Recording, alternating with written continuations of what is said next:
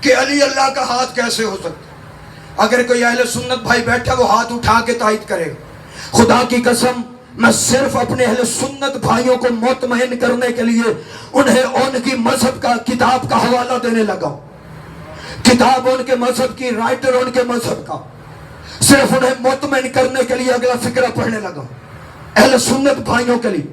یہ واقعہ نہ شیعہ کتب میں ہے نہ شیعہ علماء نے لکھا، اہل سنت کے علماء نے لکھا۔ بندے کہتے ہیں علی اللہ کی آنکھ کیسے، علی اللہ کا ہاتھ کیسے؟ نوٹ کرو، کتاب کا نام ہے الفاروق، لکھی شبلی نعمانی نے۔ شبلی نعمانی فرماتے ہیں ایک دن حالت احرام میں، حالت حج میں طواف کعبہ کرتے ہوئے کسی بندے نے غلط نظروں سے چند مستورات کی طرف دیکھا۔ علی بادشاہ کی نظر پڑی، علی نے دیکھ کے اس کے چہرے پر تھپڑ مارا۔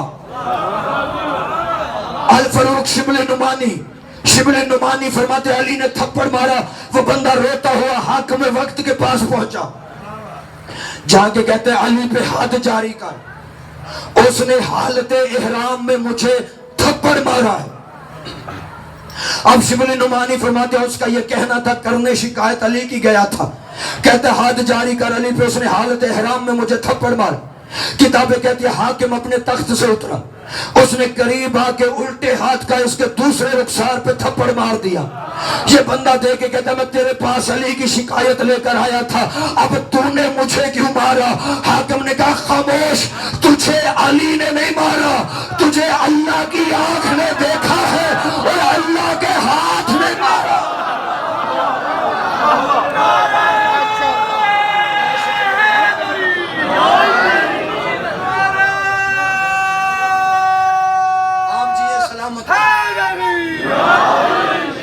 تجھے اللہ کی آنکھ نے دیکھا، اللہ کے ہاتھ نے مارا۔ اچھا یہاں پہ کئی اپنے بندے بھی پریشان ہو جاتے ہیں، غلط فہمی کا شکار ہو جاتے ہیں کہ جی علی کی آنکھیں اللہ کی آنکھیں، علی کے ہاتھ اللہ کے ہاتھ ہیں۔ یہ غلط فہمی دور کرنا۔ محرم ایک پیغام کا نام ہے، میں نعرے لگوا کے بھی چلا جاؤں لیکن جب تک پیغام میسج کنوے نہ ہو مزہ نہیں آئے گا۔ عقیدے درست کرو، ہم شیعہ علی اللہ کے قائل نہیں، علی ولی اللہ کے قائل ہیں۔ کچھ بندے اس غلط فہمی میں مبتلا ہو جاتے ہیں جی علی کے ہاتھ اللہ کے ہاتھ، علی کی آنکھیں اللہ کی آنکھیں، قطعاً نہیں۔ اگر بات یہ کرو گے کہ علی کی آنکھیں اللہ کی آنکھیں تو یہ شرک ہو جائے گا۔ علی کے ہاتھ اللہ کے ہاتھ ہے، یہ بھی شرک ہے، اس لیے کہ علی کے ہاتھ اللہ کے ہاتھ نہیں، پورے کا پورا علی اللہ کا ہاتھ ہے۔ نہیں، جتنی مجھے امید تھی اتنی آپ نے تائید نہیں فرمائی۔ علی کی آنکھیں اللہ کی آنکھیں نہیں، پورے کا پورا علی اللہ کی آنکھ ہے۔ اسی لیے اللہ نے کہا تھا کشتی بنا میری آنکھوں کے سامنے بنا۔ آگے اللہ نے ایک لفظ ایسا قرآن میں رکھا ہے، رہتی دنیا تک بندے علی کے فضائل کا انکار نہیں کر سکتے۔ میں آیت پڑھوں گا، علی آپ کو خود بخود سمجھ میں آ جائے گا۔ اللہ نے کہا وَاسْنَعِ الْفُلْكَ بِأَعْيُنِنَا، کشتی بنا میری آنکھوں کے سامنے بنا۔ اگلا لفظ ہے وَوَحْيِنَا، اور میری وحی سے بنانا۔ اللہ نے کہا اپنی مرضی سے نہ بنانا، میری وحی سے بنانا، جو میں کہوں ویسے بنانا، اپنی مرضی سے نہیں میری مرضی سے بنانا۔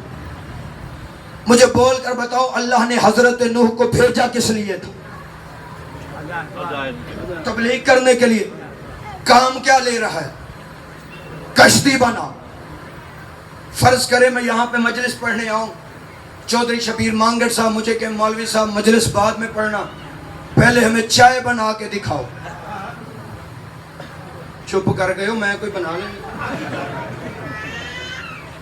فرض کرے میں مثال دے رہا ہوں بات سمجھانے کے لیے، وہ کہیں جی مولوی صاحب مجلس بعد میں پڑھنا، پہلے چائے بنا کے دکھاؤ۔ میں آیا تھا افضل کام کے لیے، انہوں نے مجھے لگا دیا چھوٹے کام پہ۔ حضرت نوح آئے تھے تبلیغ کرنے، ان کا کام تھا بندوں کو اللہ بنوانا. اللہ نے کہا تو شریعت چھوڑ, تو کشتی بنا, وَوَحْيِنَا, اور میری مرضی سے بنا. جیسے میں کہوں اپنی مرضی سے نہ بنانا, میری مرضی سے بنانا. اگر میں کہوں ایسے کر تو ایسے کرنا, اگر کہوں ویسے کر تو ویسے کرنا. مطلب کیا؟ اپنی مرضی سے نہ بنانا, میری مرضی سے بنانا, میری مرضی سے بنانا, میری مرضی سے. اب فیصلہ خود کرو. جو اللہ نوح جیسے نبی کو اپنی مرضی سے کشتی نہیں بنانے دیتا, وہ 4 بندوں کو بند حجرے میں نبی کا خلیفہ کیسے بنانے دے دے گا؟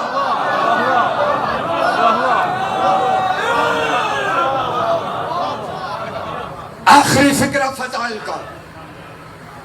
بن گئی کشتی, آ گیا طوفان. صبح سے لے کے شام تک پڑھتا رہوں, ان کے فضائل ختم نہیں ہوتے. لیکن میں نتیجہ پیش کرنے لگا. کشتی بن گئی, ایک تندور سے پانی نکلا. جو بندے زوار بیٹھے وہ تائید فرمائیں گے, میں اپنی آنکھوں سے زیارت کر کے آیا ہوں. وہ تندور آج بھی مسجد کوفہ میں موجود ہے. کوئی بندہ زیارتوں پہ نہیں ہو کے آیا آپ میں سے؟ جو ہو کے آئے ہاتھ کھڑا کریں. مالک زندگی دراز فرمائے, آپ میری تائید فرمائیں, مسجد کوفہ میں وہ تندور ہے نا, اس تندور سے پانی نکلا. اللہ نے کہا نوح کشتی بنا لی ہے, اب اس کشتی کو چلا اور بٹھا لے جو بیٹھنا چاہتا ہے. ممبر پہ کھڑا ہوں, جھوٹے پہ لعنت ہوتی ہے. میں یہ فکرہ چھوڑ کے چلا تھا, لیکن دل کر گیا پھر پڑھنے. زندگی کا پتہ کوئی نہیں, حق چھپایا نہیں جا سکتا. اللہ نے کہا کشتی بنا, پتہ نہیں کتنا ساتھ دیں گے کتنا نہیں. زندگی علی کی ادھار دی ہوئی ہے.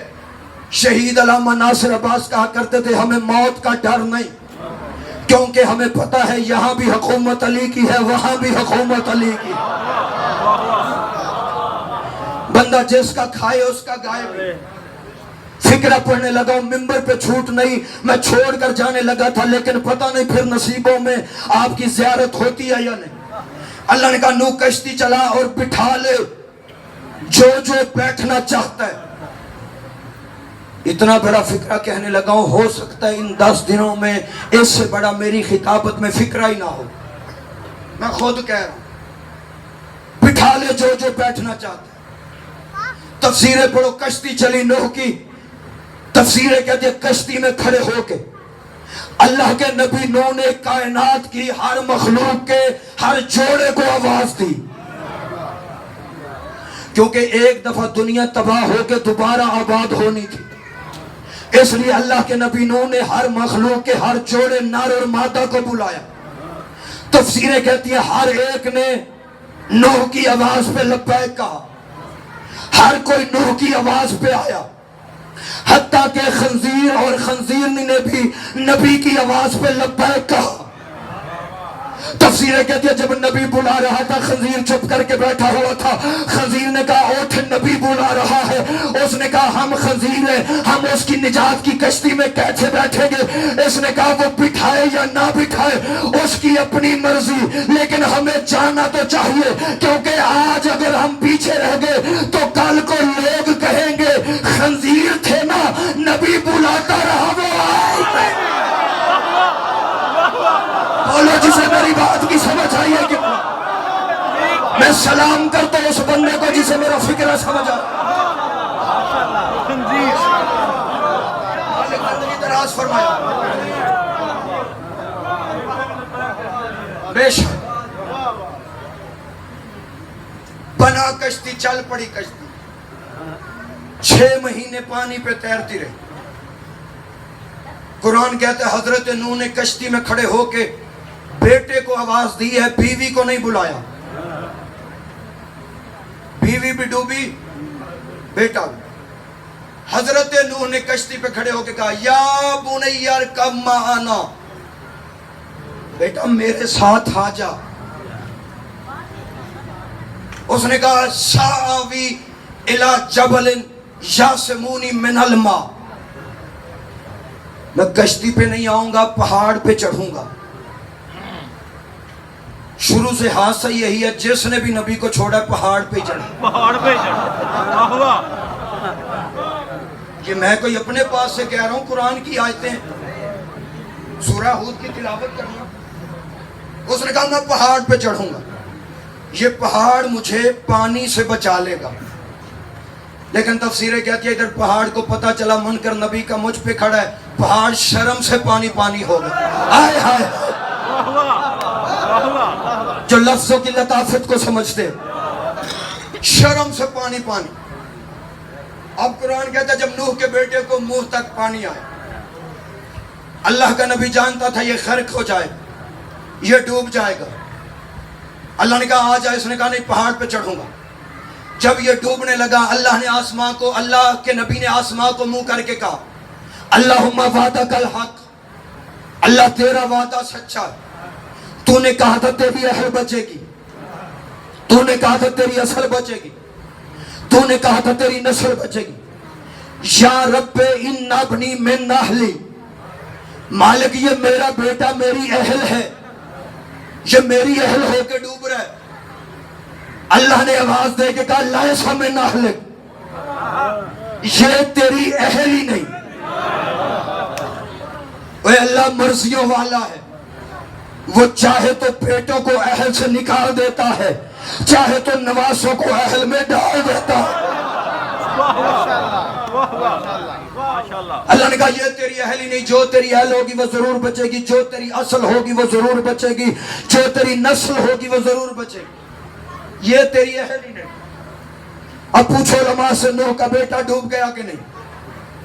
کہتے جی بیٹا نبی کا تھا ڈوب گیا، اصل نبی کی تھی لیکن ڈوب گیا، نسل نبی کی تھی لیکن ڈوب گیا، شجر نبی سے ملتے تھے لیکن ڈوب گیا، حسب نسب نبی سے ملتا تھا لیکن ڈوب گیا، خاندان نبی سے ملتا تھا لیکن ڈوب گیا، حسب نسب شجر نبی سے ملتے تھے لیکن ڈوب گیا۔ بیٹا ہونا بھی نہیں بچا سکا، اصل ہونا بھی نہیں بچا سکا، نسل ہونا بھی نہیں بچا سکا، خاندان ہونا بھی نہیں بچا سکا، شجرے نہیں بچا سکے۔ اب علماء سے پوچھنا بیٹا نبی کا ڈوب گیا کہ نہیں؟ کہتے جی نبی کا بیٹا ہو کے ڈوب گیا۔ اب رکھ علماء کے سروں پہ قرآن، ان سے پوچھ، قرآن کہتا ہے اگر نبی کا بیٹا بھی نجات کی کشتی چھوڑ دے وہ بیٹا ہو کے ڈوب جاتا ہے۔ اب سرکار دو عالم محمد مصطفیٰ کی حدیث ہے، نبیوں کے نبی فرماتے ہیں ماسل اہل بیتی کمثل سفینۃ نوح من راکب النجا ومن تخلف عنہا غرق۔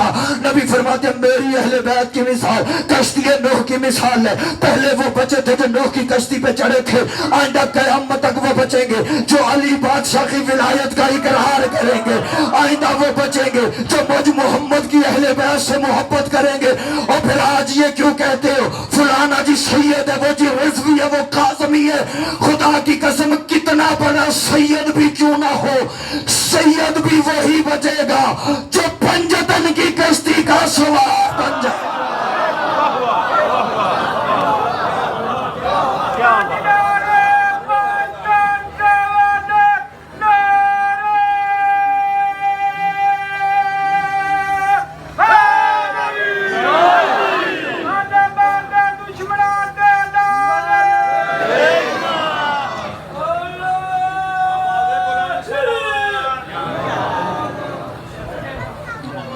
ایک کشتی حضرت نوح کی تھی نجات کی،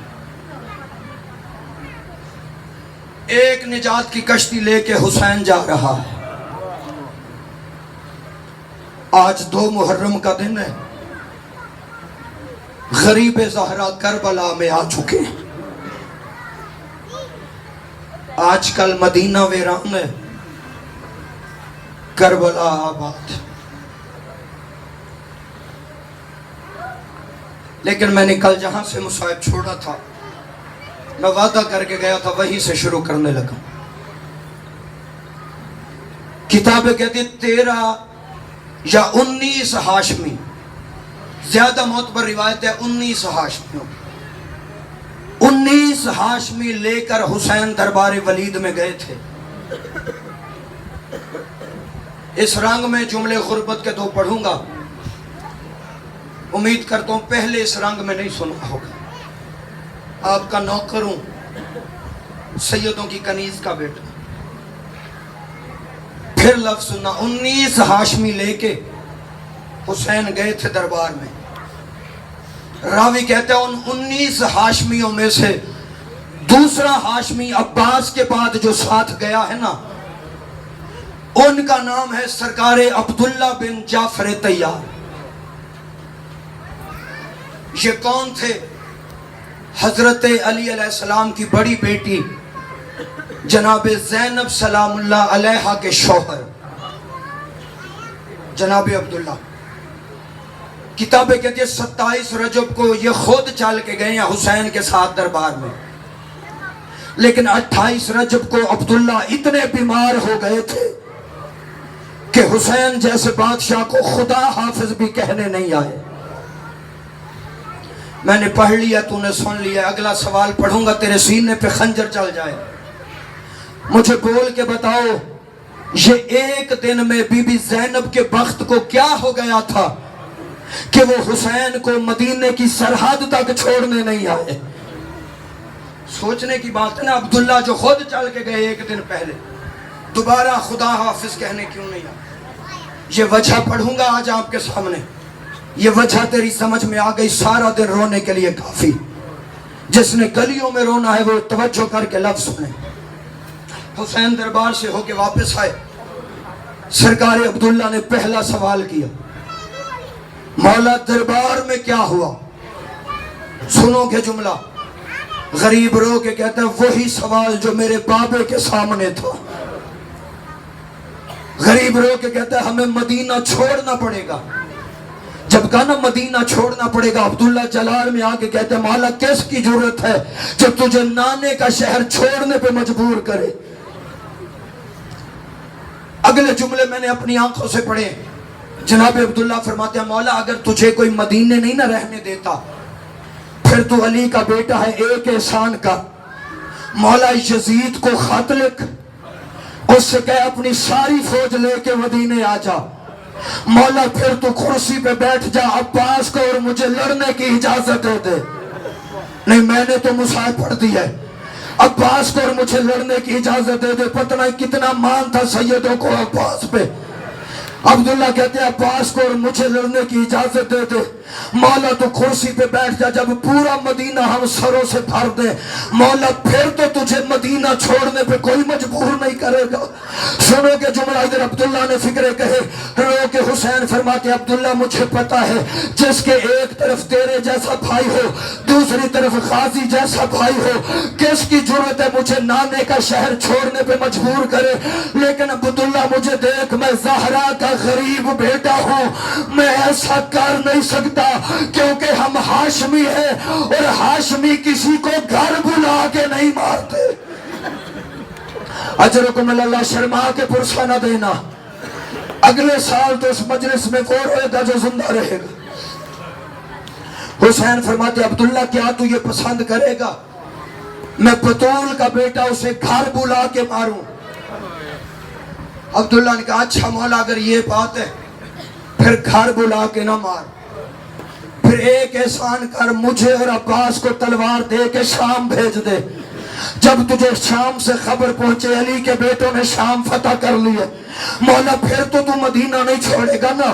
عبداللہ کا یہ جملہ کہنا تھا. حسین کی آنکھیں ساون کے بادلوں کی طرح برسی، رو کے فرماتے عبداللہ میں تیرے جذبات کی قدر کرتا ہوں لیکن مجھے دیکھ میں حسین ہوں، میں جنگ نہیں چاہتا اور میں نے نانے کا دین بچانا ہے. میں نے نانے سے وعدہ کیا تھا نانا حسین تیرا بچے یا نہ بچے لیکن تیرا دین ضرور بچے گا. اس لیے عبداللہ میں لڑنا نہیں چاہتا. اب اگلا فکرہ اس بندے کے لیے، اگر کوئی مومن بے اولاد ہو، میں اس شہزادے کا مصائب کا فکرہ پڑھنے لگا جس کی کل زیارت برآمد ہو گئی. جب کہا نا میں نے نانے کا دین بچانا، تو اتنا روئے گا جتنا شہزادی چاہے گی، پتھر دل کا میں ضامن نہیں. عبداللہ فرماتے ہیں مولا اگر آپ نے ضرور جانا ہے پھر مجھے بتا تیرے ساتھ کون کون جائے گا. حوصلے سے فکرہ سنو، رونا نہ آئے تو ہائے ضرور کرنا. اگر تیری آنکھ میں اتنے آنسو آ گئے جس سے مچھر اور مکھی کا پار بھیگ جائے، چوتھا تیری نجات کے ضامن بن جائیں. مولا تیرے ساتھ کون کون جائے؟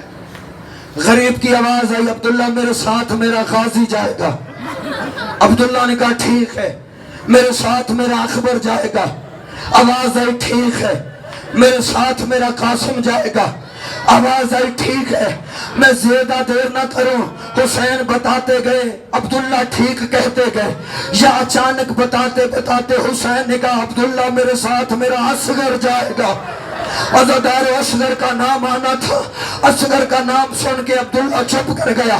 गरीब की आवाज आई, अब्दुल्ला असगर के नाम से चुप क्यों कर गया है?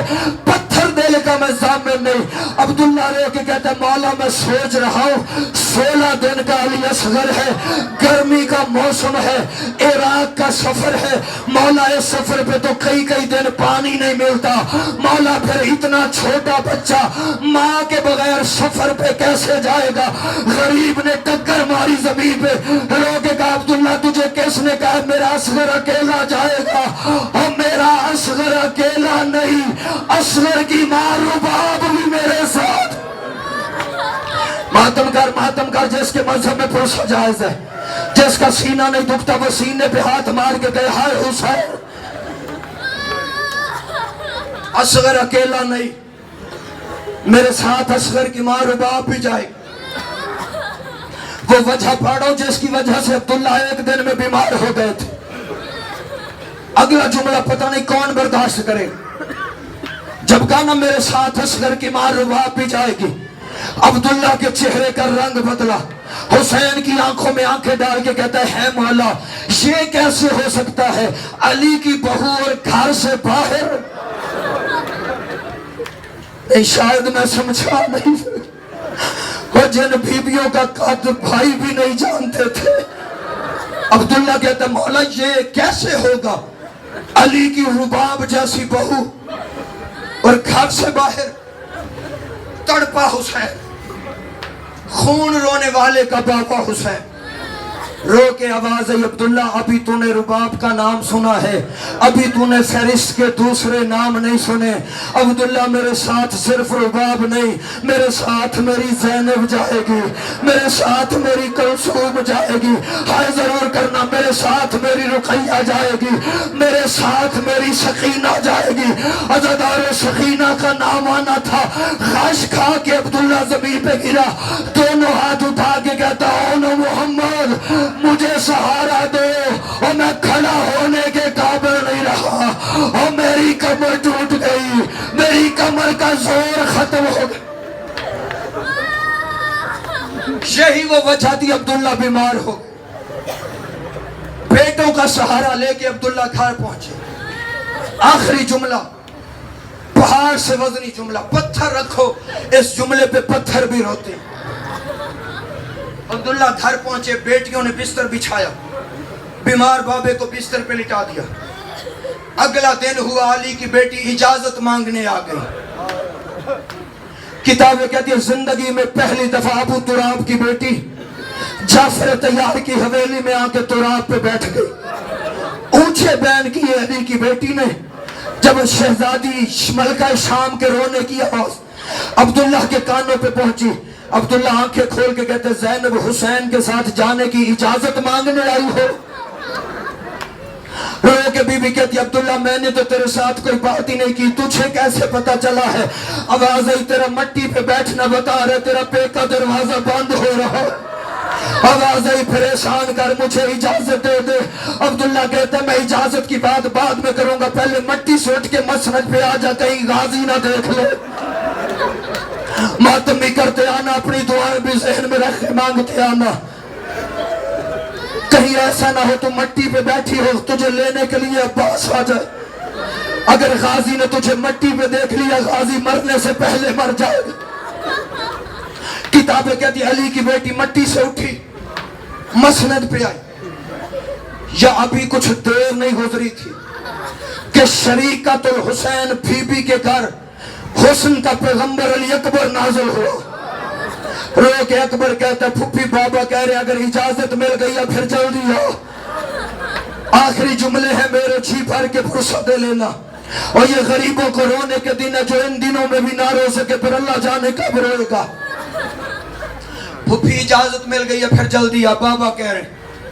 अब्दुल्ला बिस्तर से उठे, रो के कहते अब्दुल्ला फरमाते अकबर तू हम शक्ल पैगंबर है, मैं तुझे रोकता नहीं, لیکن اگر پھپھی کو لے جانا پھر تو اکیلا نہیں، سارے بنی ہاشم مل کے آؤ، تاکہ تاریخ کو پتہ چلے زینب کبھی تو آباد بھی تھی۔ کچھ جوان ہے جو اس فکرے پہ ہائے نہیں کہہ سکے، تو جوان ہے نا اس لیے نہیں رویا۔ یہ جو پردہ دار بیوی ہے نا، ان سے پوچھنا جن بیویوں کے بھائی ہوتے ہیں، ان کے کئی دن ناز ختم نہیں ہوتے، وہ سسرال میں فخر کر کے کہتی ہے مجھے لینے میرا بھائی آیا تھا، مجھے لینے میرا ماموں آیا تھا۔ یہی سبب ہے عبداللہ نے کہا سارے ہاشمی مل گیا کہ بلا بیٹھ کے فکریں سنیں، جس نے ماتم کرنا وہ دیکھے میری طرف۔ تاریخ کو پتہ چلے زینب کبھی تو آباد بھی تھی۔ علی اکبر وہیں سے واپس چلے، آکے کہتے بابا حسین حضرت عبداللہ کہہ رہے ہیں پھپھی کو لے جانا پھر اکیلا نہیں، سارے آؤ۔ بابا حسین آپ بھی آئے، چاچا عباس آپ بھی آئے، اکبر بھی آیا، قاسم بھی آیا۔ جب سارے جوان ہاشمیوں کے تلواریں لے کے عبداللہ کے دروازے پر آ گئے، حسین کی آواز آئی عبداللہ تیرا پیغام ملا تھا، میں سارے ہاشمی لے آیا ہوں، 1 منٹ کی زحمت ہے، جس نے ماتم کرنا جھولی پھیلا۔ عبداللہ تیرا پیغام ملا تھا، میں ہاشمی لے آیا ہوں، آپ اگر تو اجازت دے میں بہن کو ساتھ لے جاؤں۔ عزادارو اتنا جملہ کہنا تھا، عبداللہ نے اپنی زوجہ بی بی زینب کا ہاتھ حسین کے ہاتھ میں دیا، رو کے کہا مولا حسین یہ تمہاری بہن ہے، یہ تمہاری بیٹی ہے، تمہاری ملکیت ہے، مولا میں روکتا نہیں، زینب کو بے شک لے جا، لیکن امام بن کے وعدہ کر آج جتنے لینے آئے ہو اتنے چھوڑنے بھی آؤ گے۔ ماتم کرتے رہے بس ہمیں پرسہ جائز ہے، جتنے لینے آئے ہو اتنے چھوڑنے بھی آؤ گے۔ عباس بھی باہر آ گیا، حسین بھی باہر آ گیا۔ جب 17 ہاشمی باہر آ گئے، حسین کی آواز آئی آؤ میرا سجاد بیٹا، آؤ میرا کربلا کا بیمار بیٹا، اور پھپھی کو لے بھی آ، واپس بھی تو نے لانا ہے، ہم میں سے کوئی واپس نہیں آئے گا۔